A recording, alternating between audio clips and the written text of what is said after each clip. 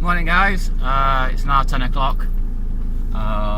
You were just about to see a video that I did at 7 this morning. I wasn't quite awake, so hopefully I didn't jabber on too much, or I actually made sense. I'm just leaving the first job, so I hope you enjoy the video. It is just a quick one.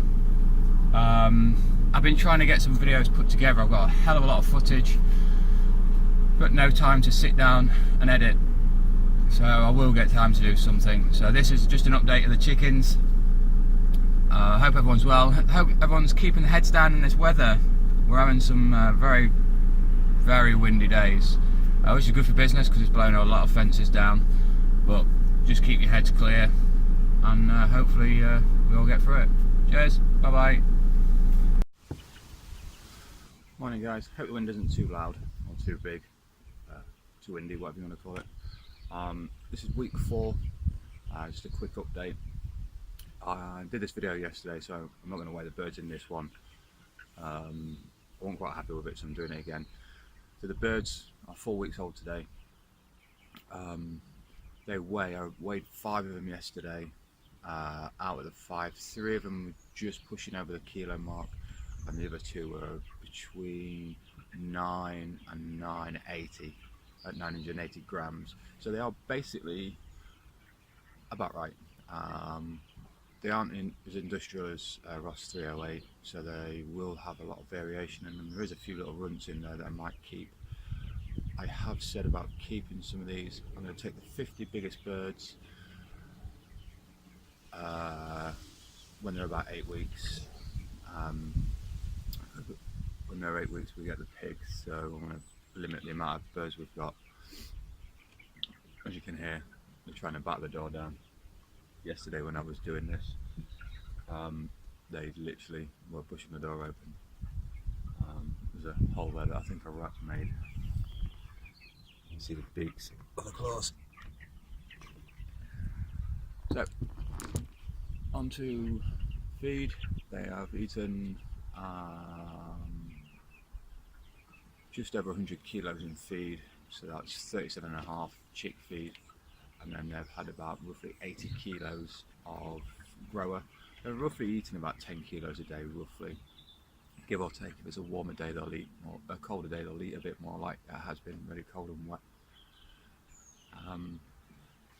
But yeah, they're going well, not lost anymore. Still got, I'm assuming I've got 97 because I ordered 100. Sometimes they eat a little bit more, sometimes and miss a couple, so that bearing in mind, I've still got 97. So let's open this up. Our morning routines are open up, let them out, rake the sawdust. It's quite dry. Fill up the feeders, make sure they've got enough water for the day, and that's it. I have put an extra drinker out that you might see in the video, so I'll show you a picture of them.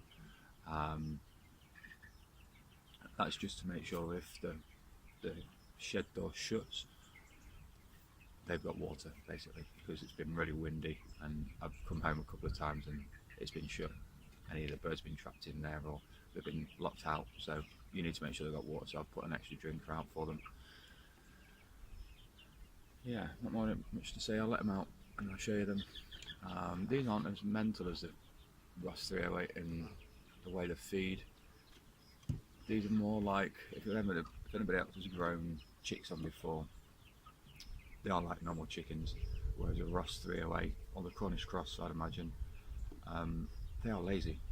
They literally just want to sit about and eat. You can get them to move, but they are bred to be lazy, basically. Whereas these are like pretty actively walking there, they're all over the shop, whereas a 308 just, you know, you're pushing it out of the way. So let's get this done. It's 7 in the morning. If I'm looking a bit tired, anyone with a 3 and age will understand why. Yeah, I'll say no more.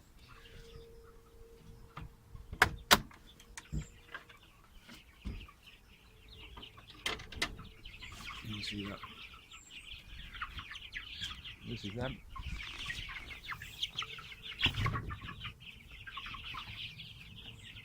I'll pop you down there.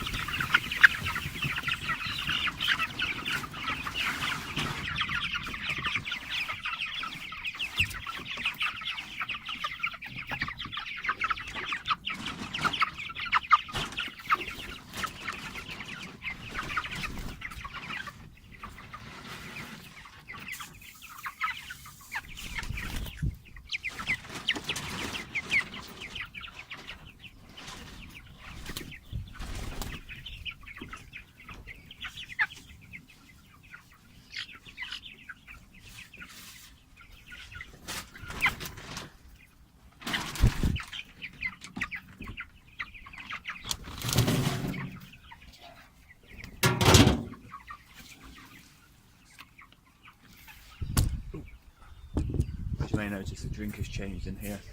They've gone to the 8-gallon drinker, just purely for the fact there's 100 birds, and that only lasts, 8-gallon only lasts roughly about a day and a half. I filled this up yesterday, and I'll fill it up when I get back from work tonight, or today.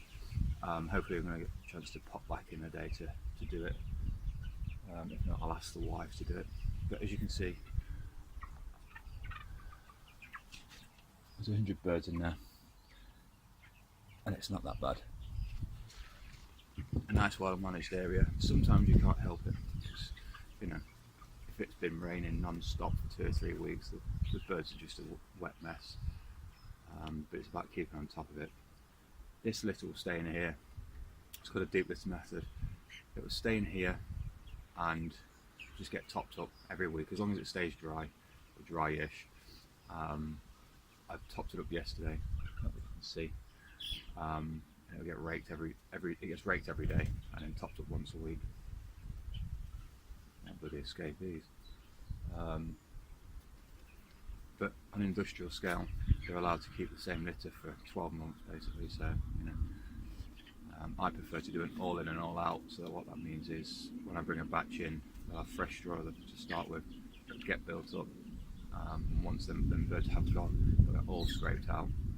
Vicronox S, I think it's called, disinfected, and it gets left till the next batch. There's nothing in here until that next batch, so there's plenty of time to rest and break. If there's anything in there, I've never had any diseases or anything that I'm aware of. There is one thing I've noticed with the birds, and it's happened whether I've had them in the shed or in the garage, no matter what variety of bird I have. There's a certain mark between the second, partway through the second, and when they get to the 4th week, they sneeze. I don't know what that's all about. Maybe there's someone out there that can tell me what it's about. It only happens for about a week. They are on medicated feed for the first 10 days in the chick grower. Maybe that's the reason why, because the medicaid's running out and they're trying to get used to it. Not sure. It's never had an adverse effect. It's just something I've noticed. But I'll show you what these guys are like. Free ranging. They are literally just like normal fat chickens basically. I'll spin you around. So, you know, they get free range of all the veg patch all day. And then when we are home, we won't do it today because it's well, both of us are out. They get the grass, and hence the reason why they're all scattered all over the lawn. Basically. Quick update. The veggies come to an end basically. We're getting some bits off it, but I've started making the pig pen. Having a dramatic change. It's going to be 5 courses high as well. It's meant to be 4, but what I didn't allow for is the fact that the bottom course inside is going to be filled in. Now, whether that be concrete, brick, or what, it would basically be, if I left it as it is now as 4 courses, it would only be 3 courses high. I might even leave it at that. I'll see what it measures out to. Because the pigs we don't keep adult pigs, we only have piglets. So they shouldn't be that big really. I mean, that's a metre high. And that was way too big for them, really tall for them, to be honest. So there you go, that's the pig house. And it'll be a greenhouse in the summer. For anybody out there that does brickying, I've probably made a few mistakes, but that's what happens when you never laid a brick in your life. And I've only got enough YouTube videos and what friends have said. So I don't think I've done too bad. Alright, I'm signing off here.